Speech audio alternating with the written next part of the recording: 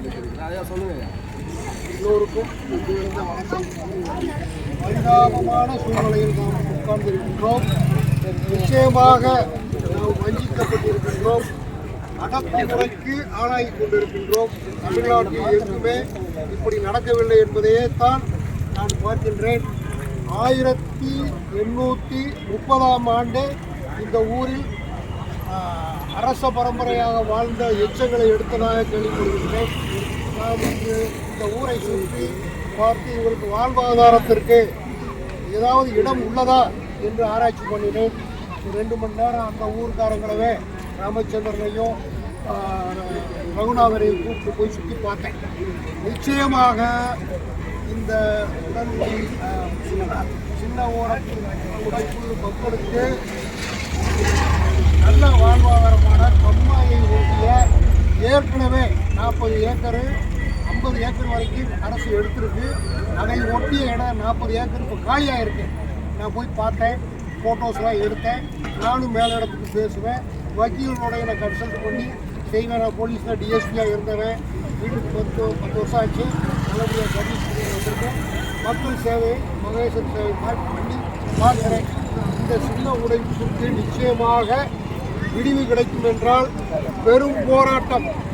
நான் அன்றைக்கு ஆரம்ப 4 நாளைக்கு முந்தைய மீட்டிங் வந்தேன். இது ஆர்ப்பாட்டம் பண்ணாது, பெரும் போராட்டம் செய்ய வேண்டும். போராட்டம் பண்ணினால்தான் நாம் சென்னைக்கும் டெல்லிக்கும் சட்டத்தை கொடுக்க முடியும் என்று சொன்னேன். அந்த வகையில் நாம் போராட்டத்தை நிச்சயமாக நீங்கள் கையில் எடுத்திருக்கின்றீர்கள்.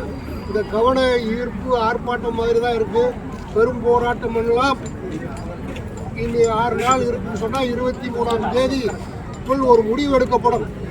23ஆம் தேதிக்குள் ஒரு நல்ல முடிவு நமக்கு தமிழக அரசிலிருந்து வரவில்லை என்றால் எந்த ஒரு மோதலுக்கும் நாம் வெளியாகத்தான் ஆக வேண்டும். காரணம் படிப்பு வாழ்வாதாரம் எல்லாமே இறக்கப்பட்டு இருக்கீங்க. அதை பார்க்குறேன். அதனால் ஒன்றுபடுவோம். இந்த சமயத்தில் ஒன்றுபட்டால்தான் நமக்கு வாழ்க்கை என்பதை நான் உணர்கின்றேன். அதாவது இப்போ நீங்கள் சொன்னீங்க பெரும் மோதலுக்கு தயாராக இருக்கிறது. எந்த மாதிரியான நடவடிக்கைகள், மேல் நடவடிக்கைகள்? இந்த மாதிரியான இப்போ சேர் போட்டு உட்காந்துருக்கோம். ஒரு வாரத்தை ரோட்டில் போய் படுப்போம், ரோடை பிளாக் பண்ணுவோம், ரோட்டில் போய் படுப்போம். அதுக்கு சட்டம் இல்லையா நம்ம சட்டத்தை சந்திப்போம். அந்த ஒரு வாரத்துக்குள்ளேயே என்னுடைய சகோதரர் ராஜ்குமார்லாம் வந்திருக்காரு. என் தம்பி சிறந்த சட்ட வல்லுநர். இன்னும் நம்ம கன்சல்ட் பண்ணிவிட்டு அதுக்குள்ளே ஸ்டே வாங்குவோம், இன்டரிம் ஆர்டர் வாங்குவோம், பெர்மனன்ட் ஸ்டே 3 வருஷம் 2 வருஷம் திட்டமிட்டால் முடியாது ஸ்டே வாங்குவோம். நம்மளால் முடியும்.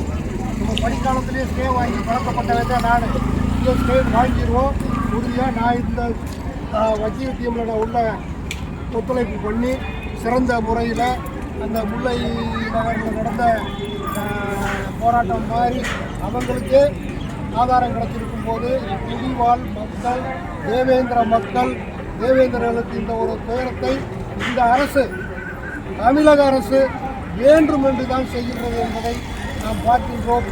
இதை பார்க்கும் பொழுது இன்னொன்றும் என் கண்ணிப்படுகின்றது. எந்த ஊரிலும் இல்லாத அழகிய சிலைகள் நமது முன்னோர்களின், போராளிகளின், தியாகியின் மற்றும் அம்பேத்கர் சிலைகளை நடு ரோட்டில் இருக்கின்றது. யாருக்குமே பிடிக்கவில்லை என்பதைத்தான் நாம் உணர்கின்றேன். அதை நாம் பாதுகாக்க வேண்டும்.